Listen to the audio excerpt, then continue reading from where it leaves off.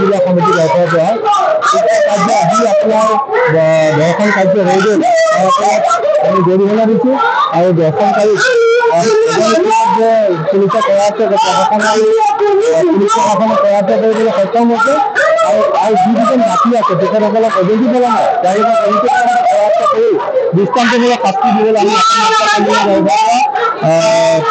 দ্ৰুতভাৱে আমি জিলা প্ৰশাসনৰ পুলিচ প্ৰশাসনে আবেদন কৰিছোঁ। আৰু এইটো অকল দিনবাসীৰ সমস্যা নহয়, অসমৰ সমস্যা, অসমবাসীৰ সমস্যা।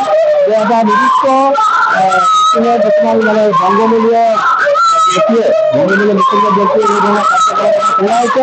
অকল ঘৰখনৰ নহয়, আজি দেখাওক আপোনালোকে আজি যি ব্যাপ্ত পৰিৱেশ হৈছে, সমাজত যি অৱস্থা হৈছে, দুৰ্নীতি হৈছে, আমাৰ অসম চৰকাৰে ইয়াত নিৰ্দেশ কৰিব লাগে এইবিলাক কাৰ্যৰ ওপৰত আৰু এইবিলাক প্ৰতিক্ৰিয়াৰ ব্যৱস্থা কৰিব লাগে।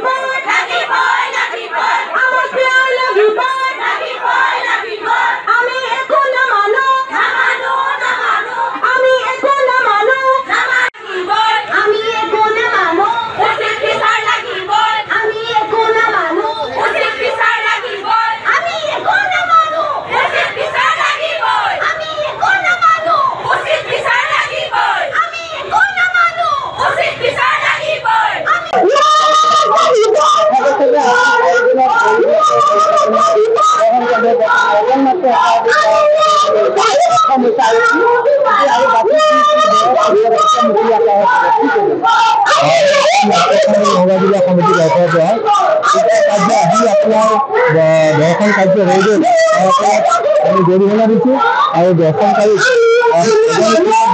পুলিচে কৰাইছে পুলিচ প্ৰশাসনে কৰাইছে কৰিবলৈ সক্ষম হৈছে আৰু যিকেইজন বাকী আছে তেখেতসকলক অজন্তি পেলা নাই তেওঁলোকক অজন্তি কৰাইছে কৰি দৃষ্টান্তমূলক শাস্তি দিবলৈ আমি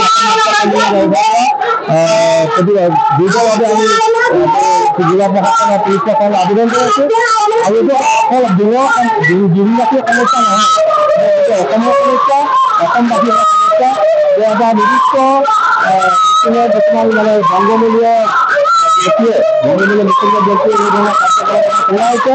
অকল ঘৰখনৰ নহয়, আজি দেখাওক আপোনালোকে আজি যি ব্যাপ্ত পৰিৱেশ হৈছে, সমাজত যি অৱস্থা হৈছে, দুৰ্নীতি হৈছে, আমাৰ অসম চৰকাৰে ইয়াত নিৰ্দেশ কৰিব লাগে এইবিলাক কাৰ্যৰ ওপৰত আৰু এইবিলাক প্ৰতিক্ৰিয়াৰ ব্যৱস্থা কৰিব লাগে।